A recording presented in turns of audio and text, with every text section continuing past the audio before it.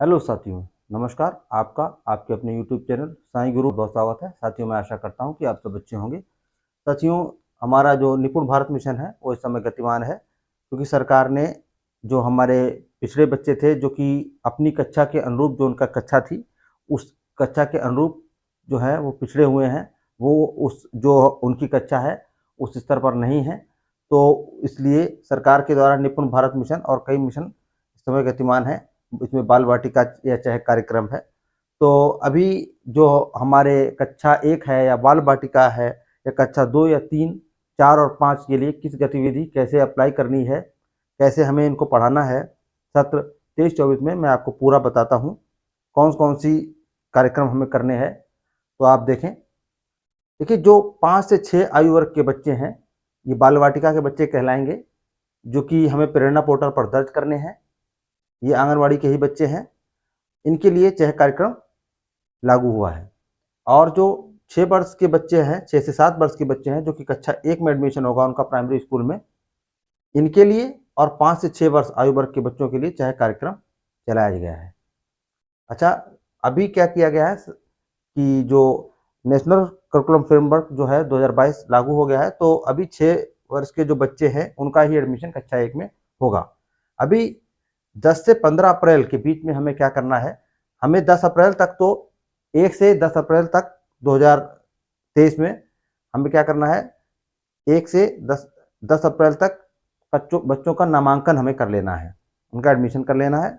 उसके बाद 10 अप्रैल से 15 अप्रैल के बीच में जो हमारा बच्चों का हमें अभिवादन और उनका जो स्वागत है टीएलएम के द्वारा, इन गतिविधियों को हमें करना है। इसका भी एक कैलेंडर आया हुआ है। उसके बाद जो ये कक्षा 1 के लिए है और बाल वाटिका आयु वर्ग 5 से 6 वर्ष के बच्चों के लिए लागू है।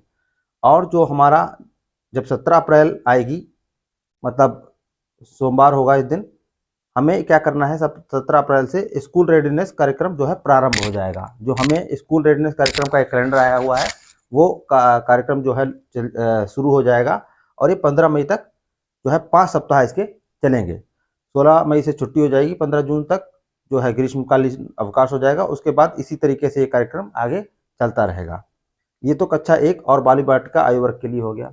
कक्षा 2 और 3 में हमें क्या करना है, जो आधारशिला क्रियान्वयन संदर्शिकाएं हमको मिली थी सत्र 22-23 में, उनको हमें क्या करना है, दोबारा से ही उनका पहला सप्ताह है उसको शुरू कर देना है। कक्षा 2 और 3 के लिए 1 अप्रैल से उनका पहला सप्ताह जो आधारशिला क्रियान्वयन संदर्शिका है उसका पहला कर देना है 2 और 3 में। इसी तरीके से हम चलते रहेंगे।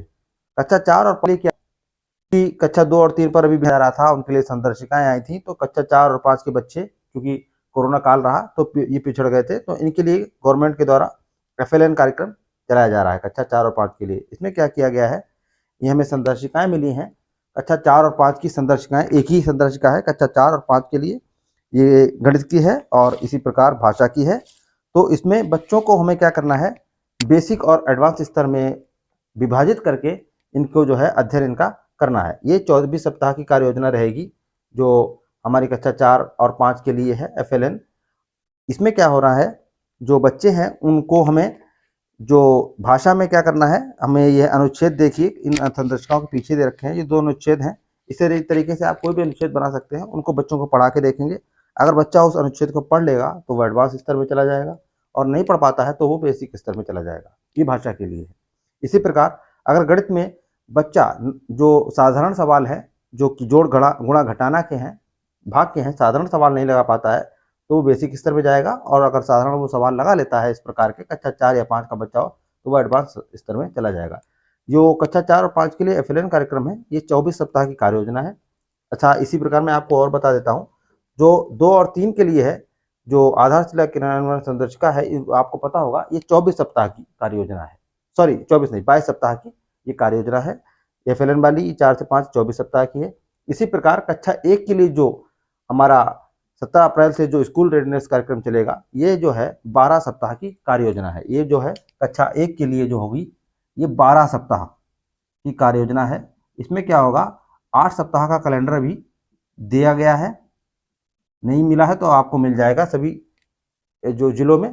और इसमें जो 4 सप्ताह बचेंगे 8 सप्ताह में, तो 4 सप्ताह जो संदर्शिकाएं हैं, आधारशिला संदर्शिका, कक्षा 1 की भी चूंकि मिली हुई है, उन संदर्शिका के हिसाब से ही क्या होगा, हमें शुरू के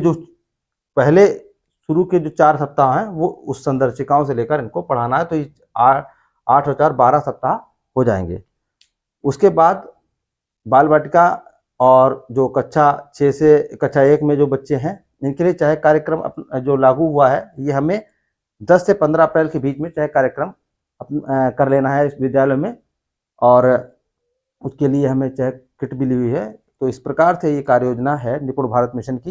इन सब जो योजनाएं चल रही हैं, इनका कार्य बस ये इसलिए है कि जो हमारे बच्चे पिछड़ गए थे, कोरोना काल में भी पिछड़ गए थे और वैसे भी बहुत से बच्चे पिछड़ गए हैं, तो वो अपने जो उनका जो कक्षा है उस स्तर पर आ जाएं, इसलिए ये जो है हमारे कार्यक्रम ये चलाए जा रहे हैं।